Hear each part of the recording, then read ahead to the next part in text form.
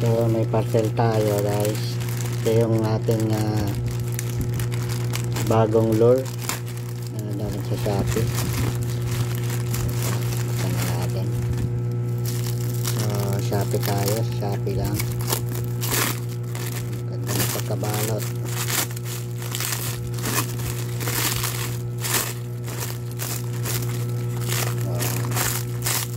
Maliit lang ito. Yan po.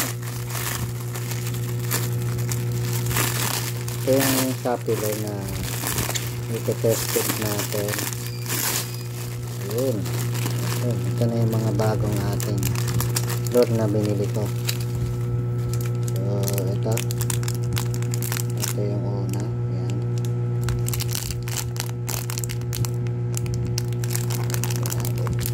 Para makita.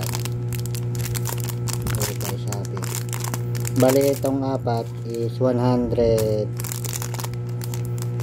pesos. 100 pesos. Ayan. Nakita niyo.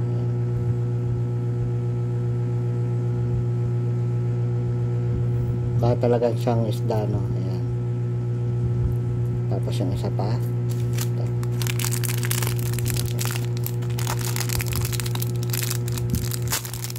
Ito nga pala ay minnow sinking. Itong ating lure na binili. Ito mas realistic yung datingan niya kaysa yung unang nabili ko. Ito yung, diba? Ayun o, nag-shiny pa siya dun o. Balik ang ano nito is 35 pesos isa sa Shopee.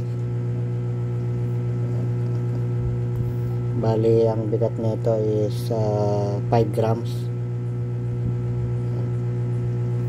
Meron pa isa, check natin.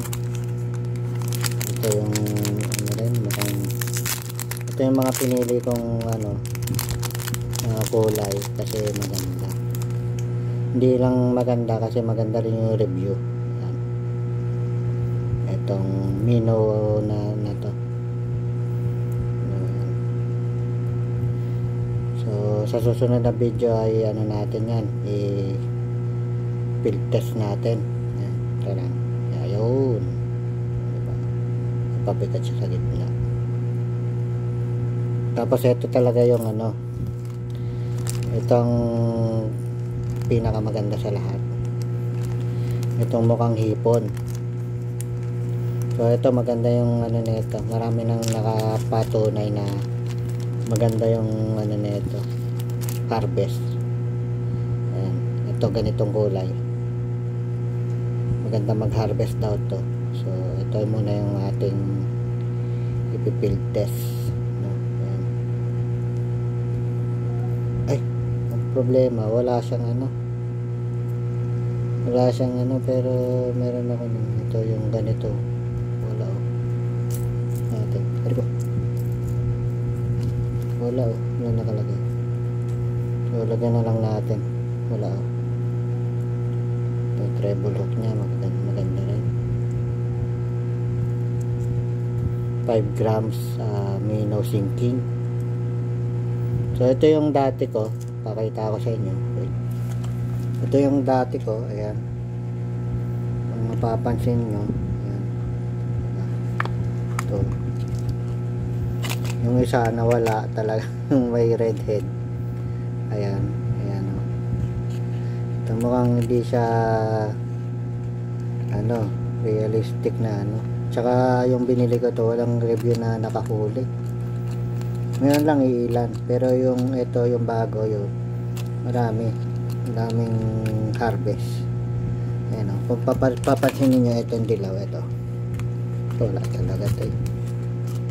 Sinisi ko pa yung yung dagat eh. Ito.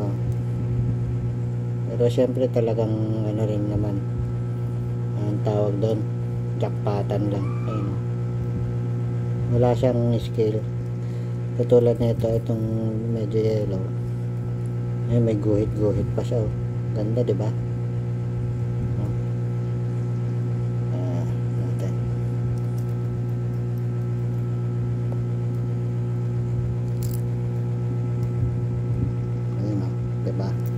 kaysa dito. Ito makinis lang siya, parang ano lang siya. Ito may ano pa siya, parang kaliskis ng isda. Tapos yung mata niya, oh, ganda, 3D eye. Ito bilog lang siya, ito 3D, oh. Ang ganda ng pagka ano niya, yung design niya, no, ng lure. Ganda rin, no. So yun, bali sa susunod na video ay i-field test natin itong mga lure ko. Medyo mas malaki nga lang, no. Ayun, no. Ito maliit kasi ang inaano ko, punteriya ko medyo maliit na muna na isda, no. Kaysa ito kasi medyo malaki, oh. Mas malapad. Ito pakita ko sa inyo, no. Medyo malapad to. Ito medyo sexy ang tinginan niya, oh, di ba? Ito kasi mukhang ano lang, palutang-lutang lang stick, eh. Ito talaga mukhang ano, isda. Mura lang to guys, 35 isa. Pero kung marami kayo, makaka-discount kayo. Katulad yung binili ko, 4. Ayan, pakita ko sa inyo. Yan.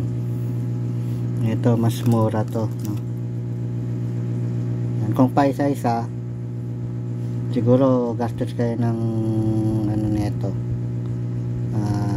60 kasi kasama shipping. Pero kung 4 yan, katulad nitong binili ko, alam,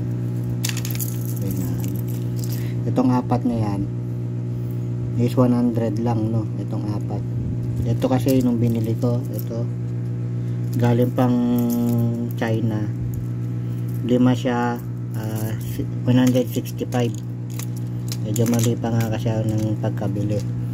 165 to, itong 5 kasama yung itong ano, lagayan. Ito ano na, naka plastic siya. Ayan, o, diba? Maganda to guys. Try natin i-field test. Talaga mukha siyang isda, oh. Mapapansin nyo, ayun, oh. May mga guhit siya, oh. Diba? Ayan.